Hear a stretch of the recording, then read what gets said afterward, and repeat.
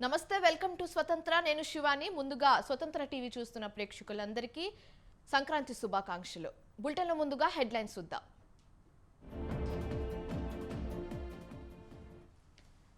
మల్లేష్ హత్యను రాజకీయంగా వాడుతున్నారు కేటీఆర్ స్థాయికి తగదన్న మంత్రి జూపల్లి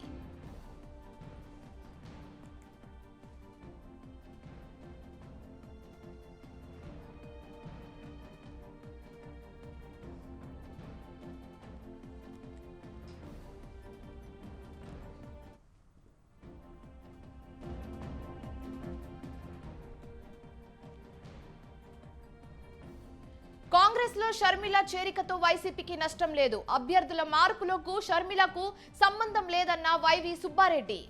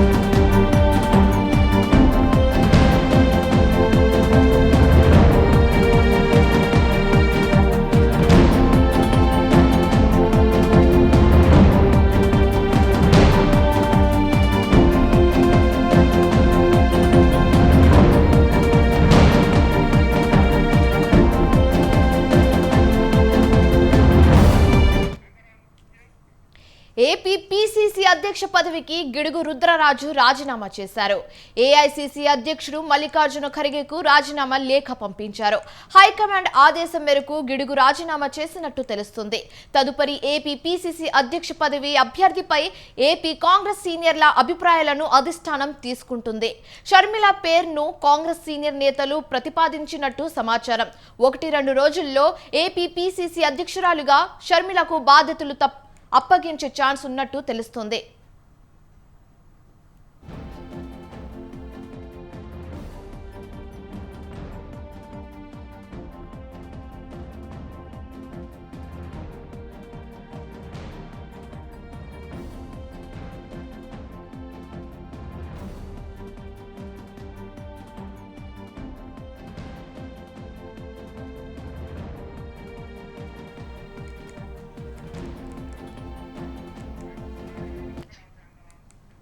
ఏపీ పీసీసీ అధ్యక్ష పదవికి గిడుగు రుద్రరాజు రాజీనామా చేశారు ఏఐసీసీ అధ్యక్షుడు మల్లికార్జున ఖర్గేకు రాజీనామా లేఖ పంపించారు హైకమాండ్ ఆదేశం మేరకు గిడుగు రాజీనామా చేసినట్టుగా తెలుస్తోంది తదుపరి ఏపీ పీసీసీ అధ్యక్ష పదవి అభ్యర్థిపై ఏపీ కాంగ్రెస్ సీనియర్ల అభిప్రాయాలను అధిష్టానం తెలుసుకుంటుంది షర్మిల పేరును కాంగ్రెస్ సీనియర్ నేతలు ప్రతిపాదించినట్టు సమాచారం 1-2 రోజుల్లో ఏపీ పీసీసీ అధ్యక్షురాలిగా షర్మిలకు బాధ్యతలు అప్పగించే ఛాన్స్ ఉన్నట్లు తెలుస్తుంది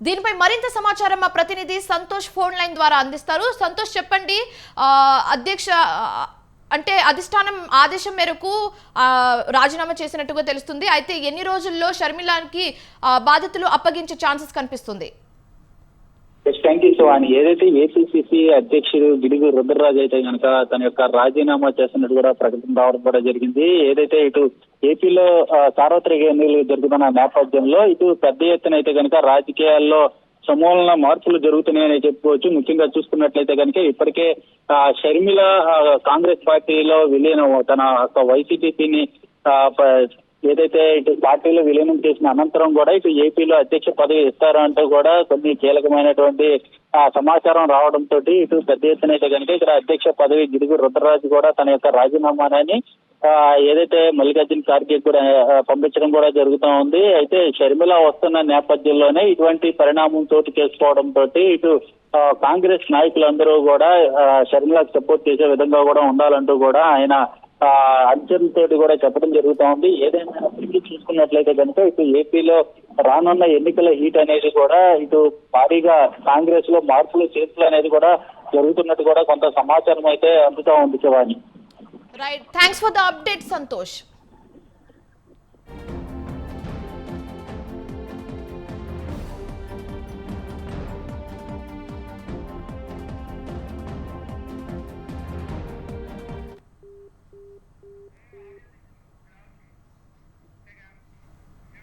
బీఆర్ఎస్ ఎమ్మెల్యే కేటీఆర్ కు మంత్రి జూపల్లి కృష్ణారావు కౌంటర్ ఇచ్చారు. మల్లేష్ హత్యను రాజకీయంగా వాడుకోవడం కేటీఆర్ స్థాయికి తగదని హితవు పలికారు. ఎన్నికలకు ముందు మల్లేష్ బీఆర్ఎస్ లో చేరారని అన్నారు. భూమి విషయంలో మల్లేష్ కుటుంబంలో వివాదాలు తలెత్తాయని చెప్పారు. మల్లేష్ మర్డర్ కేసులో ఇప్పటికే 3 రిమాండ్ చేశారని చెప్పారు. తాము ఎప్పుడూ చట్ట వ్యతిరేక పనులు చేయలేదని స్పష్టం చేశారు. కేటీఆర్ తన ప్రతిష్టను దిగజారుకునేలా మాట్లాడవద్దని విమర్శించారు.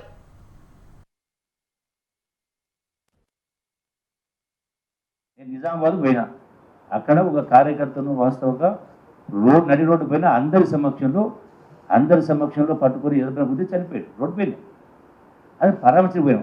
అంటే నేను అక్కడ పరామర్శించడానికి పోయినా అని చెప్పని మీరు వాస్తవాలు ఇక్కడ కాకుండా ఏదో దానికి ఏదో అంటే స్కోర్ సెట్ చేసుకోవడం కోసం అన్నట్టుగా చేయడం ఎంతవరకు పద్ధతి? ఇది మీకు మీ అంటే ఆత్మ అనేది లేదా? మనసాక్షి అడగాలి కదా, మీకు తృప్తిని ఇస్తుందా ఇటువంటివి? అంటే ఏం సందేశం పంపిస్తూ ఉన్నారు? అంటే ఇటువంటి చేయడం వలన రాజకీయ రంగాన్ని ఇంకా కలుషితం చేస్తూ ఉన్నారు. మంచిని మంచి అనాలి, చెడుని చెడు అనాలి. అప్పుడే మన క్రెడిబిలిటీ పెరుగుతుంది. అయిన దానికి కాని దానికి అన్నిటికీ తలుపు వస్తే అది చేస్తే నిజంగా ఇవి మంచి పద్ధతులు కావు. నేను నిజామాబాద్ పోయినా, అక్కడ ఒక కార్యకర్తను వాస్తవంగా నడి రోడ్డు పైన అందరి సమక్షంలో పట్టుకొని ఎదుర్కొన్న బుద్ధి చనిపోయాడు. రోడ్డు పైన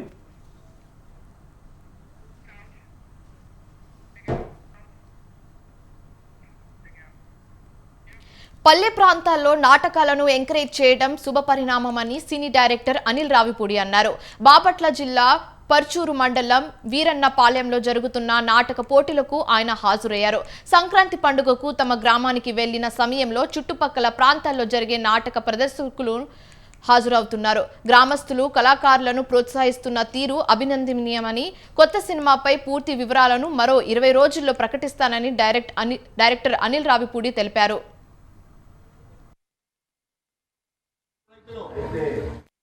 నాటక పోటీకి ఈరోజు గెస్ట్గా రావడం జరిగింది. సో రైతరాజన్ ఒక నాటకం కూడా చూడడం జరిగింది. చాలా అద్భుతంగా పెర్ఫామ్ చేశారు. కాన్సెప్ట్ కూడా చాలా బాగా నచ్చింది నాకు. అండ్ సినిమాలు, సీరియల్స్ ఇలాంటి మీడియం డామినేటింగ్ ఉన్న పరిస్థితుల్లో కూడా ఉన్న రోజుల్లో కూడా ఇంకా విలేజెస్లో నాటకాన్ని ఎంకరేజ్ చేయడం చాలా గొప్పగా అనిపించింది. సో నేను ఊరొచ్చిన సంక్రాంతికి వచ్చిన ప్రతిసారి ఇక్కడ చుట్టుపక్కల జరిగే గ్రామాలు ఎక్కడో ఒక చోట ఇలాంటి నాటక పోటీ జరుగుతుంది. అక్కడ నేను ఇలా అటెండ్ అవ్వడం జరుగుతుంది. ఈరోజు ఇక్కడ వీరన్నపాలెం రావడం జరిగింది. సో నాటకాలు ఎంకరేజ్ చేస్తున్న ముఖ్యంగా ఈ విలేజ్ గ్రామాల్లో ఉన్న గ్రామస్తులు ముఖ్యంగా వాళ్ళకి ధన్యవాదాలు. ఎంతోమంది కళాకారులు వాళ్ళకి ఎంకరేజ్గా ఉంటుంది. అలాగే ఈ కళాకారులను ప్రోత్సహించడానికి ఎంతోమంది స్పాన్సర్లు కూడా ముందుకొచ్చి కమిటీ వాళ్ళని ఎంకరేజ్ చేస్తూ ఉంటారు. సో వాళ్ళకి కూడా ధన్యవాదాలు. సో వన్స్ అగైన్ ఈ వీరన్నపాలెం ప్రజలందరికీ కూడా సంక్రాంతి శుభాకాంక్షలు తెలియజేస్తున్నాను. అలాగే చుట్టుపక్కల గ్రామాలు కూడా ఎవరైతే పరిషత్ నాటకాలు ఎంకరేజ్ చేస్తున్నారో వాళ్ళకు కూడా సంక్రాంతి సందర్భంగా భాగ్యనగరం నుంచి జనాలందరూ సొంతుళ్లకు వెళ్లడంతో నగరంలోని రోడ్లన్నీ బోసిపోయాయి. నిత్యం ట్రాఫిక్లోని హారన్లతో మూతమోగిపోయే రోడ్లన్నీ ఇప్పుడు ఖాళీగా దర్శనమిస్తున్నాయి. ప్రధాన కూడల వద్ద కేవలం 10ల సంఖ్యలో వాహనాలు మాత్రమే దర్శనమిస్తున్నాయి. ఎప్పుడు రద్దీగా ఉండే ప్రధాన జంక్షన్లో కూడా జనసంచారం కనిపించడం లేదు. ఖాళీగా కనిపిస్తున్న హైదరాబాద్ రోడ్లకు సంబంధించి మరింత సమాచారాన్ని మా ప్రతినిధి రాజు అందిస్తారు. సంక్రాంతి సందర్భంగా నగరవాసులు పల్లెబాటలు పట్టడంతో నగరం మొత్తం రోడ్లన్నీ ఖాళీగా కనిపిస్తూ ఉన్నాయి. నిత్యం రద్దీగా ఉండేటటువంటి ప్రధాన కూడలైనటువంటి ప్రస్తుతం మనం తెలుగుతల్లి ఫ్లైఓవర్ వద్ద ఉన్నాం. ఇక్కడి నుంచి నిత్యం అనేక వాహనాలు రద్దీగా కనిపిస్తుంటుంది. సాధారణ సమయాల్లో రద్దీగా కనిపిస్తుంటుంది. ఇప్పుడు మాత్రం వాహనాలు పెద్దగా లేకుండా విలవిలబోయింది. నిత్యం రద్దీగా ఉండేటటువంటి ప్రాంతాల్లో సెక్రటేరియట్ ముందు ఉన్నటువంటి ఈ తెలుగుతల్లి ఫ్లైఓవర్ అలాగే లిబర్టీ ఏరియాలు ప్రత్యేకంగా రద్దీగా ఉంటాయి. ముఖ్యంగా నిమిషాల తరబడి కూడా ట్రాఫిక్లో ఇరుక్కుపోవాల్సి ఉంటుంది. కానీ ఇక్కడికి చేరుకున్నటువంటి వాహనాలు కూడా సిగ్నల్ వద్ద కూడా ఎక్కువ సమయం ఆగకుండా వెనువెంటనే వెళ్ళిపోతూ ఉన్నాయి. రోడ్ల మీద రద్దీ తగ్గడంతో వాహనాల జోరు పెరిగింది, స్పీడ్ కూడా పెరిగింది. ముఖ్యంగా దాదాపుగా 35 లక్షల నుంచి 45 లక్షల వరకు జనాలు నగరవాసులు పల్లెబాట పట్టడంతో సంక్రాంతి సందర్భంగా కుటుంబ సభ్యులతో పల్లెల్లో పండుగ చేసుకోవాలనే ఉద్దేశంతో పల్లెలకు బాట పట్టారు. దీంతో నగర రోడ్లు కొంత బోసిపోయి కనిపిస్తూ ఉన్నాయి. ప్రధాన నగరంలో హైదరాబాద్ మహానగరంలో రద్దీగా కనిపించేటటువంటి ఏరియాల్లో కుక్కట్పల్లి, పంజాగుట్ట, ఖైరతాబాద్, అలాగే జూబ్లీ హిల్స్, మాదాపూర్, అలాగే Uppal ring road, LB Nagar లాంటి ప్రధాన ట్రాఫిక్ ఉండేటటువంటి ప్రధాన ప్రాంతాల్లో కూడా ఇప్పుడు ఏమాత్రం రద్దీ కనిపించడం లేదు. వాహనాలు కూడా పెద్ద సంఖ్యలో కనిపించడం లేదు. పూర్తిగా కావచ్చు, అలాగే జూబ్లీ హిల్స్ నుంచి సికింద్రాబాద్ వెళ్ళే రూట్ కావచ్చు, ప్రస్తుతం మనమున్న రూట్ కావచ్చు, దాదాపు సికింద్రాబాద్ చేరుకోవాలంటే 40 నుంచి గంట సమయం ఈ ట్రాఫిక్లో ఇరుక్కుపోవాల్సినటువంటి పరిస్థితి ఉండేది. కాకపోతే ఇప్పుడు మాత్రం దాదాపు 20 నుంచి 25 నిమిషాల లోపే సికింద్రాబాద్కు చేరుకుంటున్నాము అనేది కూడా వారు చెప్తా ఉన్నారు. ముఖ్యంగా ప్రయాణికులు కూడా పెద్దగా ఇబ్బందులు పడడం లేదు. అడుగు బయట పెట్టాలంటేనే ఎంతో ట్రాఫిక్ ఉంది అనేటటువంటి ఆలోచనలు చేసేటటువంటి పరిస్థితి నుంచి ఇవాళ ఏమాత్రం ఆలోచించకుండా నేరుగా రయ్యమంటూ వాహనాలు కదిలిపోతున్నటువంటి సిచ్యువేషన్గా మనం గమనించుకోవచ్చు.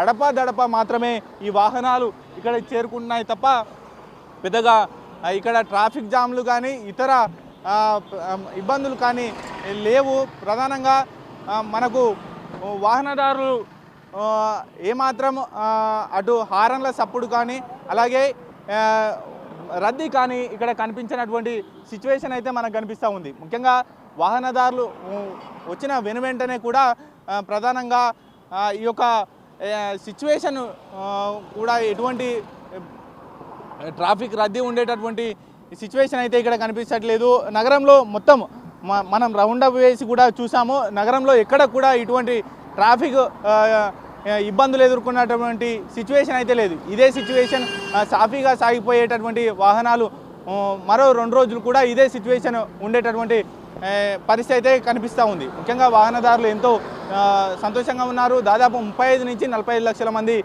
నగరవాసులు పల్లెబాట పట్టడంతో ఇటువంటి పరిస్థితి ఉంది అనేది అయితే చెప్పుకోవాల్సినటువంటి అవసరం ఉంది.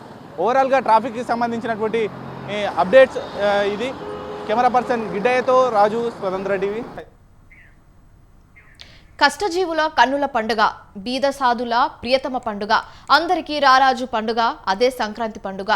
పుణ్యప్రద పుష్యమాసం, ఉత్తరాయణ పుణ్యకాలం, సూర్య భగవానుడు మకర రాశి ప్రవేశం, ఈ శుభ సమయంలో వచ్చే పెద్ద పండుగే మకర సంక్రాంతి.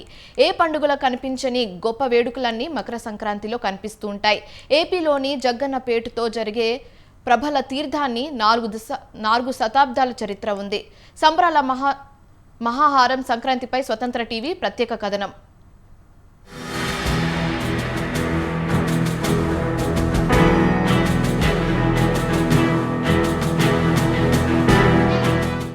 అంబరాన్నంటేలా చేసుకునే సంబరాలే పండుగలు.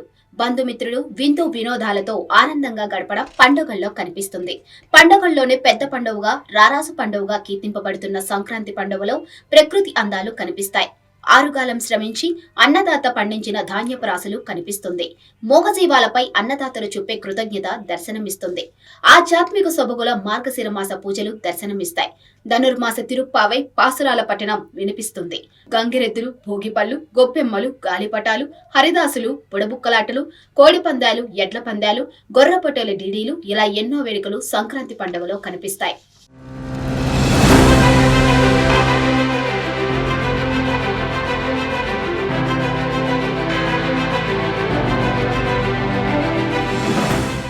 మనం ఇప్పుడు నిర్వహించుకుంటున్న 3 రోజులు సంక్రాంతి పండుగ పూర్వం 4 రోజుల పాటు నిర్వహించేవారు.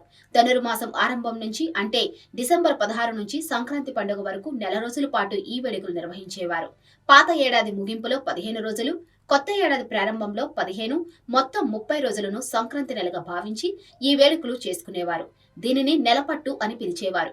చేతిలో చెడతలు, మెడలో దండలు, శ్రావ్యమైన గొంతుతో హరిలో రంగహరి అంటూ హరిదాసుల ఆగమనం కనిపించిందంటే సంక్రాంతి నెల వచ్చేసినట్టే. ప్రభాత సమయంలో హరిదాసుల భక్తిరస ఆటపాటలు కనిపించగా తెల్లవారేగా గంగిరెద్దు విన్యాసాలు కనిపిస్తాయి. డ్యూడు బసవన్నలను నందీశ్వరునుగా భావించి కొందరు భక్తులు పూజలు చేస్తారు.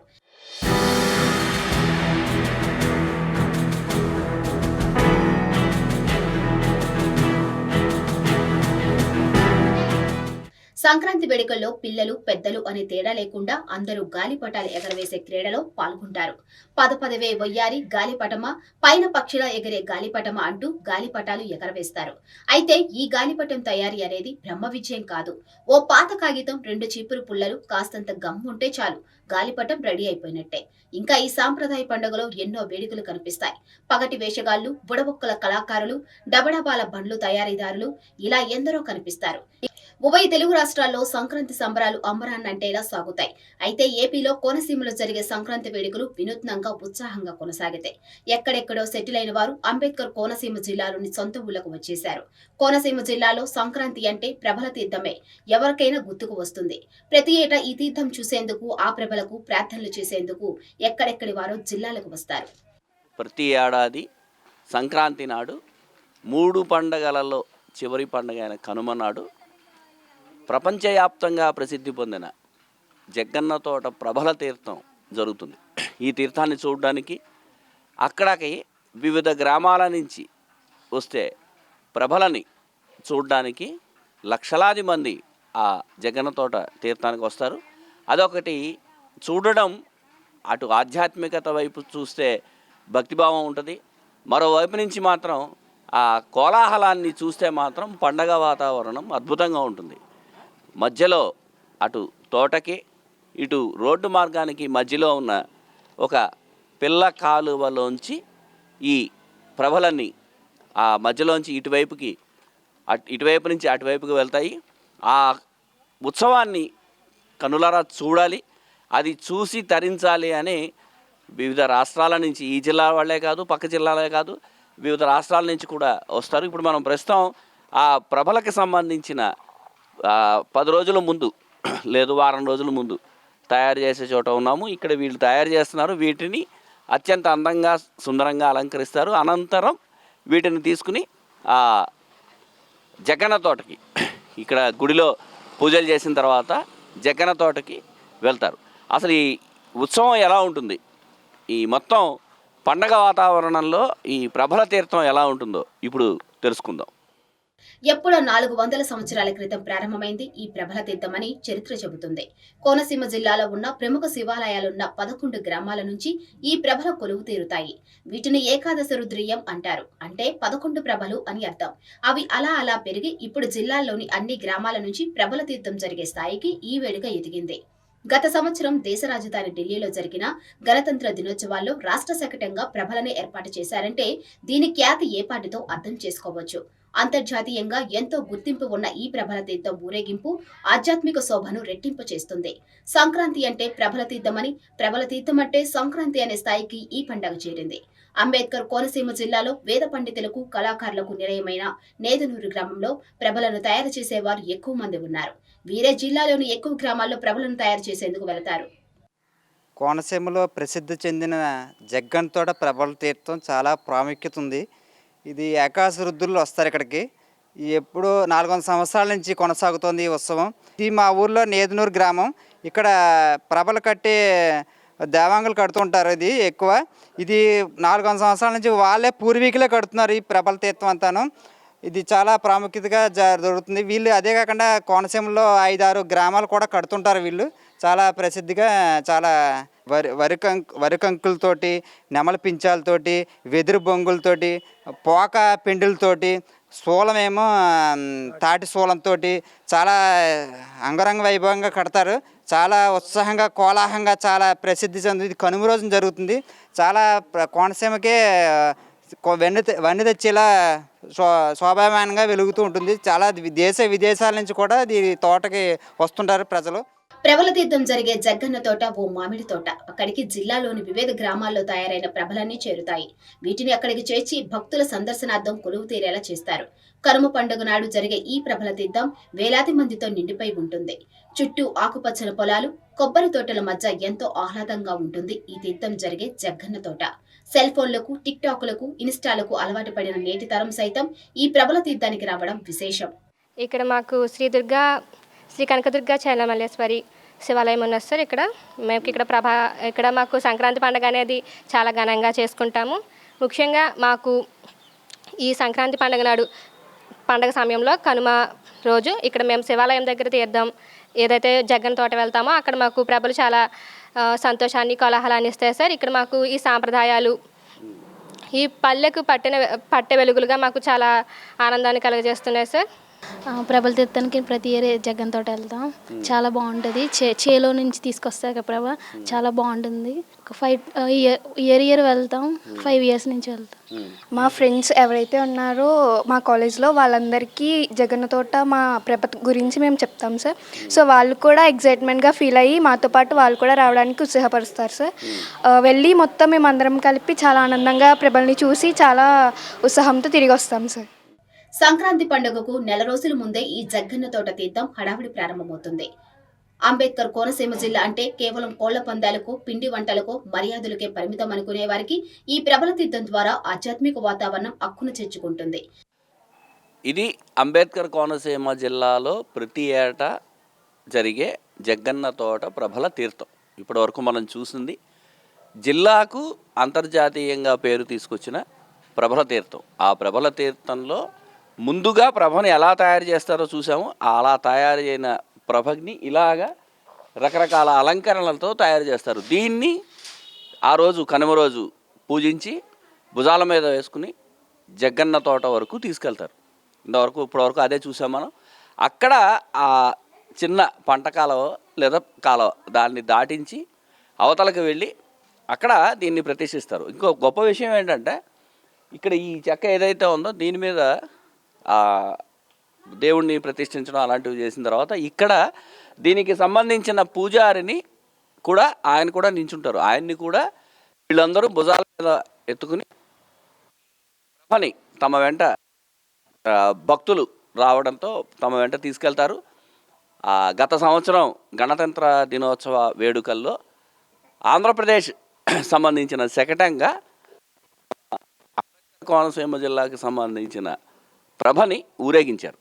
ఇది ప్రతి ఏటా జిల్లాలో జరిగే అత్యంత అద్భుతమైన ఆధ్యాత్మిక వేడుక. కెమెరామెన్ రెడ్డి శ్రీనివాస్తో ముక్కామల చక్రధర్, అంబేద్కర్ కోనసీమ జిల్లా ప్రతినిధి.